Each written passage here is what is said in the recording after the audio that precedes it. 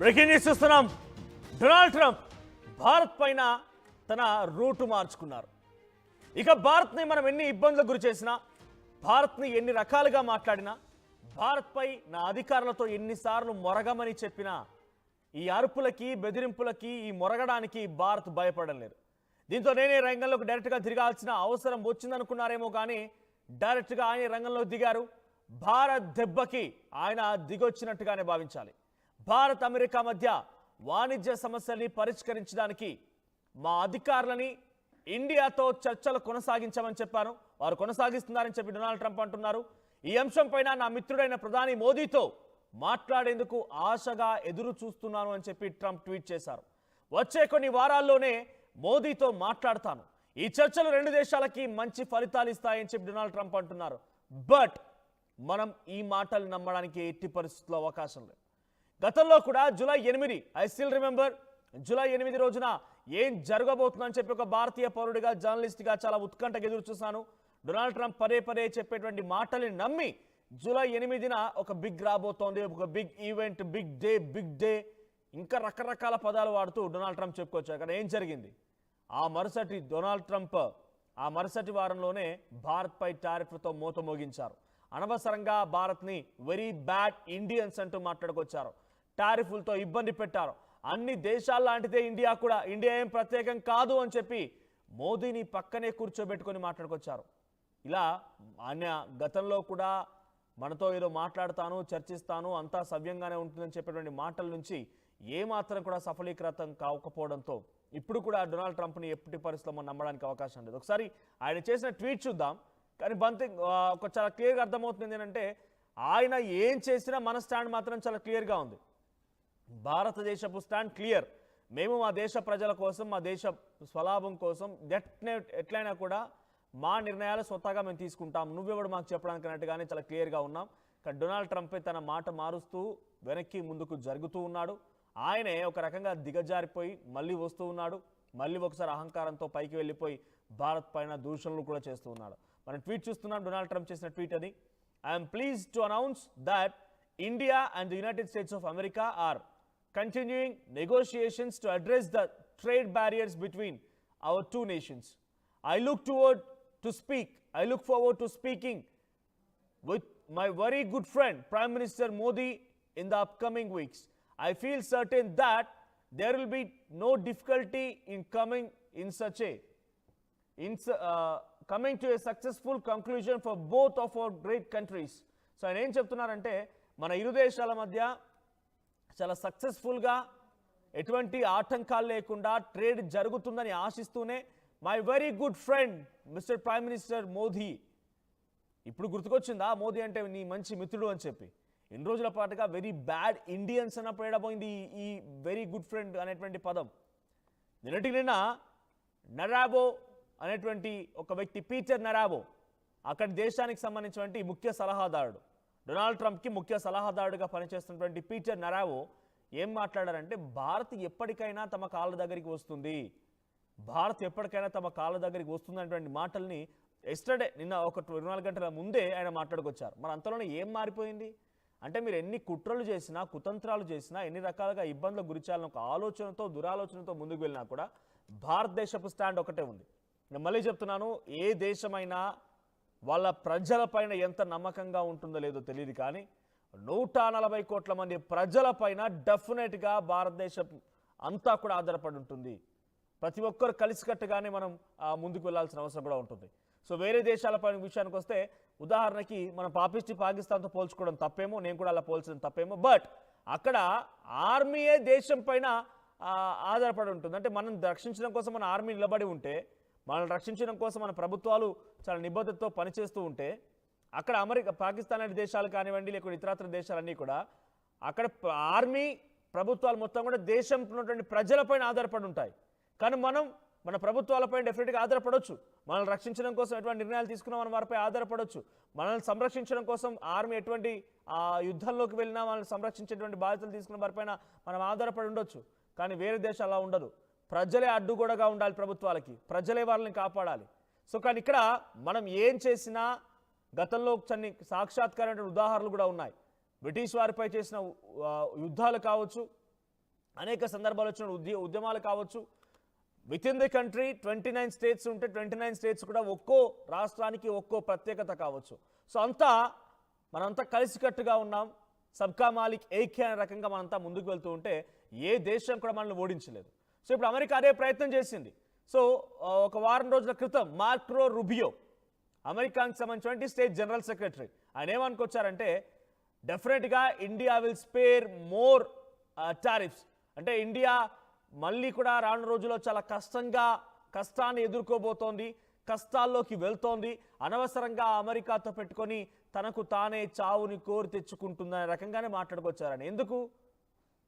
భారతదేశం అమెరికా చెప్పిన మాట వినడం లేదు. రష్యా ఉక్రెయిన్ యుద్ధం జరుగుతూ ఉంటే ఆ యుద్ధానికి మీరే డబ్బులు పంపిస్తున్నారని చెప్పి తప్పుడు ప్రచారం చేస్తోంది అమెరికా. ఆ మాటను వినాలా? వేరే దేశాలతో పోలిస్తే రష్యా దగ్గర మనకు అత్యధికంగా తక్కువ ధరకే ఆయిల్ కొనుగోలు మనం చేసుకోవచ్చు. క్రూడ్ ఆయిల్ తీసుకుంటూ ఉన్నాం. మనకు తక్కువ వచ్చిన దగ్గర మనం ప్రోడక్ట్ కొనుగోలు చేస్తామా, లేకుంటే అధికంగా వచ్చారు? అటు రష్యా మనకు చాలా మంచి మిత్రత్వమైనటువంటి దేశం, మనకు యుద్ధ సామాగ్రి అందించేటువంటి దేశం, మనకు యుద్ధంకి సంబంధించి ఆ వెపన్స్ గురించి ట్రేడ్లో ఉన్నటువంటి దేశం. సో అటువంటి దేశాలు ఆ దేశాన్ని పక్కన పెట్టి ఎవడో పాపిస్టోన్ దగ్గరికి వెళ్ళి మనం ఎందుకు కొనుక్కోవాలి? సో ఆ రకంగా ముందుకు వెళ్తుంటే లేదు మీరు చేయడం వల్ల రష్యా ఉక్రెయిన్ యుద్ధం జరుగుతోందని చెప్పి డొనాల్డ్ ట్రంప్ అంటూ ఉన్నారు. సో ఒకసారి డొనాల్డ్ ట్రంప్ అనే వ్యాఖ్యలు మనం గతంలో గుర్తు చేసుకుంటే వెరీ బ్యాడ్ ఇండియన్స్ అంటూ మాట్లాడుకొచ్చాడు ఆయన.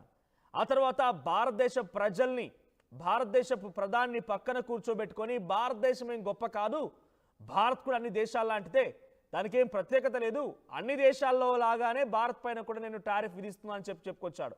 పాకిస్తాన్కి ఆయిల్ రిజర్వ్ పెంచి రేపటి రోజున ఏమో భవిష్యత్తులో ఏమైనా జరగవచ్చేమో, భారతదేశమే పాకిస్తాన్ దగ్గరికి వెళ్ళిపోయి ఆయిల్ కొనుగోలు చేయొచ్చేమో అని చెప్పి భారత్ని కించపరిచే విధంగా, ఆత్మగౌరవాన్ని దెబ్బతీసే విధంగా మాట్లాడుకొచ్చాడు.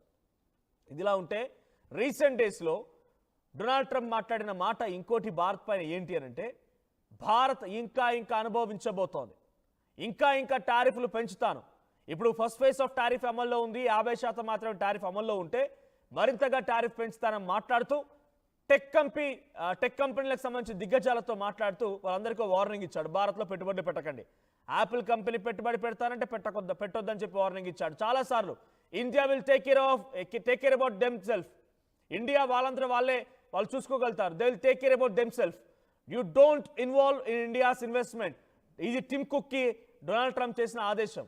ఇలా ఒకటి కాదు రెండు కాదు, అవసరం వచ్చినప్పుడల్లా, అవకాశం దొరికినప్పుడల్లా భారత్ని కించపరిచే విధంగా, భారత్ని దిగజార్చే విధంగా, భారత్ యొక్క ఆత్మగౌరవాన్ని దెబ్బతీసే విధంగా డొనాల్డ్ ట్రంప్ మాట్లాడుకొచ్చారు. కానీ ఏ రోజు కూడా ఆయన భారత్కి ఒక ప్రత్యేక స్థానమనో, లేకపోతే భారత్ని కనీసం వాళ్ళంతా సంస్కృతి సాంప్రదాయాలను పాటిస్తూ ఉంటారు, మంచి వాళ్ళని రకంగా ఎక్కడ కూడా మాట్లాడిన దాఖలాలు లేవు.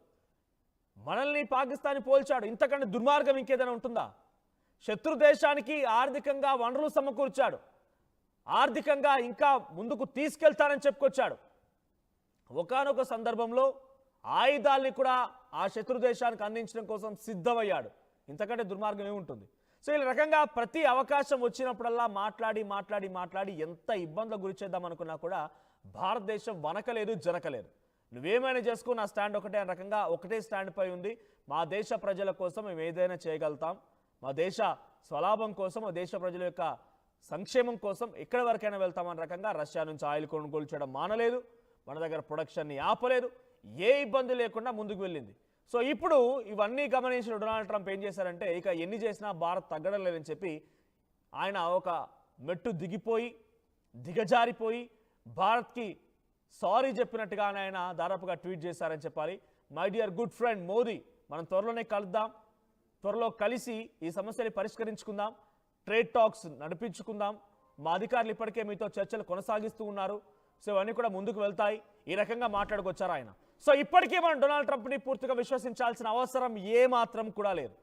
ఆయన అవసరానికి తగ్గట్టుగా నాలుకలు మారుస్తూ ఇష్టం వచ్చినట్టుగా బిజినెస్ వ్యాపారం కోసం ఎలాగైనా మాట్లాడగలిగేటువంటి శక్తి సామర్థ్యాలు ఉన్న ఏకైక వ్యక్తి ప్రపంచాది దేశాల్లో ఆ అధినేత అంటే డొనాల్డ్ ట్రంప్. ఏదైనా మాట్లాడగలుగుతాడు ఆయన, బహురూపలు లేకపోతే బహునాలుకల ధోరణితో మాట్లాడుతూ ఉంటాడు. సో ఆ రకంగా మళ్ళొక నాలుకని మళ్ళొక అంశాన్ని ఆయన లేవనెత్తుకొచ్చారు.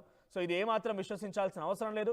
నేను మరింతగా కంటిన్యూ చేసే ముందు ఒకసారి పీటర్ నరావో 2 days క్రితమే ఆయన ఏం మాట్లాడుకొచ్చారు, 24 hours క్రితమే ఆయన భారత్పై ఎటువంటి అక్కసు వెళ్ళగక్కారో ఒకసారి మీరు చూడండి. ఆ తర్వాత డొనాల్డ్ ట్రంప్ ఎందుకు ఇలా మారిపోయారనేది మీకు నేను చెప్పే ప్రయత్నం చేస్తాను. Against the United States, we got to deal with that, and then this is buying Russian oil.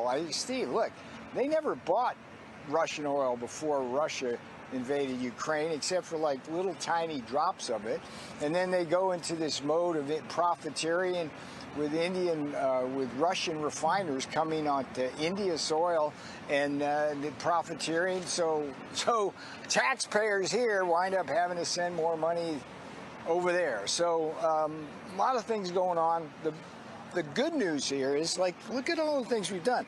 Great deal with the European Union, great deal with Japan, Korea, Philippines, Indonesia. All these countries are working very closely with us because, one, they realize that they've been taking too much advantage of us, and two, they need our markets. And I think India must come around at some point, and if it doesn't, it's laying down with Russia and China, and that won't end well. Right, ఇది Peter నరావో మాట్లాడిన మాటలు. ఒకసారి tweet చూడండి. పక్కనైనా మాట్లాడుతున్న దానికి మీకు అర్థం కావడం కోసం సబ్ టైటిల్స్ కూడా వేయడం జరిగింది. భారత్ మా కాళ్ళ దగ్గర రావాల్సిందే, ఎలాగైనా సరే భారత్ మా కాళ్ళ దగ్గరకు వచ్చి మాతో చర్చలు జరిపి మాపై టారిఫ్స్ వేయకుండా మేము చెప్పినట్టుగా వింటామని చెప్పిన రకంగా మా దగ్గర రావాల్సిందే అని చెప్పే రకంగా ఒక అహంకారపూరిత ధోరణితో ఆయన మాట్లాడింది. ఏదో సామాన్య వ్యక్తి కాదు. ఆయన డొనాల్డ్ ట్రంప్కి ప్రభుత్వ ముఖ్య సలహాదారుడు పీటర్ నరావో. ఆయన ఒకవైపు కాళ్ళ దగ్గరికి రావాల్సిందే అని చెప్పేటువంటి మాటల్ని మాట్లాడినటువంటి 24 గంటల్లోనే ఇంకోవైపుగా డొనాల్డ్ ట్రంప్ ఎటువంటి అబద్ధాలు చెప్తున్నాడంటే, ఆల్రెడీ మా అధికారులు మీతో పాటుగా చర్చిస్తున్నారు. I'm pleased to announce that India and the United States of America are continuing negotiations to address the trade barriers between the two nations. ఎక్కడ జరుగుతున్న ట్రేడ్ బ్యారియర్స్ సంబంధించి నెగోషియేషన్స్ అనవసరంగా ప్రపంచ దేశాల్లో ఏదో ఒక రకంగా అలజడి సృష్టించాలని ఒక ఆలోచనతోనో, ఇండియాకు సంబంధించి ఒక ఆలోచన, ఇండియా గురించి ప్రపంచ దేశాలు ఏం మాట్లాడుకోవాలి, ఎలా మాట్లాడుకోవాలని ఒక దురాలోచనతోనో కనబడుతున్నాయి. కానీ ఎక్కడ స్టార్ట్ అయ్యాయి? ఓవైపు 24 గంటల గడవక మునిపే నువ్వు ట్వీట్ చేశావు. 24 గంటల కంటే ముందు పీటర్ నరావో, మీ ప్రభుత్వంలో ముఖ్య సలహాదారుగా ఉన్నటువంటి పీటర్ నరావో మాట్లాడిన మాటలేంటి? భారత్ అమెరికా కాళ్ళ దగ్గర రావాల రకంగా మాట్లాడుకొచ్చాడు ఆయన. మరి నెగోషియేషన్ ఎడ జరుగుతున్నాయి, బేరసార్లు ఎడ జరుగుతున్నాయి, మాటలు ఎక్కడ, చర్చలు ఎడ జరుగుతున్నాయి? ఆయన చెప్పేవన్నీ అవాస్తవాలు, పూర్తిగా అబద్ధాలే. రణ్ధీర్ జైస్వాల్ భారత్కు సంబంధించినటువంటి విదేశాంగ మంత్రిత్వ శాఖకి స్పోక్స్ పర్సన్, ఆయన పదే పదే చెప్తున్నాడు, దయచేసి అమెరికా సంబంధించిన అధికారులు ఎవరైనా కూడా భారత్ని కించపరిచే విధంగా మాట్లాడకండి. మీరు భారత్ పాకిస్తాన్ యుద్ధాన్ని ఆపిన మేనే అంటారు, భారత్ పాకిస్తాన్ యుద్ధాన్ని మొదలుపెట్టింది మేనే అంటారు, ప్రతీది మీరే ఆపాదించుకుంటారు, మీరు రకంగా మాట్లాడకండి, సమంజసం కాదు అని చెప్పి కూడా చాలా సార్లు వార్నింగ్ ఇచ్చే ప్రయత్నం కూడా భారత ప్రభుత్వం జరిగింది. ఆయన ఆ ధోరణి, దుందుడుకు స్వభావం మారడం లేదు. బౌనాలుక ధోరణితో డొనాల్డ్ ట్రంప్ మాట్లాడుతూ ఉన్నారు. ఇప్పటికైనా ప్లీజ్ మోదీ నాతో మాట్లాడు అని చెప్పేటువంటి రిక్వెస్ట్ ఆయన పెట్టిందల్లా కూడా కేవలం ఆయన రిక్వెస్ట్ చేస్తున్నారు, భారత్ వినడం లేదు అనే రకంగా, భారత్ మొండిగా పోతుంది, నేను చేసే దానిలో తప్పేం లేదు అనే రకంగానే ఆయన ప్రొజెక్ట్ చేయాలని ఒక ఆలోచనతోనే ఉన్నారు. కానీ నిజంగా అది మనసులో నుంచి వచ్చిందా, నిజంగా కలవాలనుకుంటున్నారని మాత్రం విశ్వసించాల్సిన అవసరం అయితే లేదు. సో డొనాల్డ్ ట్రంప్ యొక్క చర్యలు ప్రతిసారి కూడా భారత్ని ఇబ్బందులు గురి చేసే విధంగానే ఉన్నాయి. కానీ ఆయన మంచి ఆలోచనతో ప్రపంచ దేశాల్లో కల్లా అగ్రరాజ్యమైనటువంటి అమెరికా, నేను అన్ని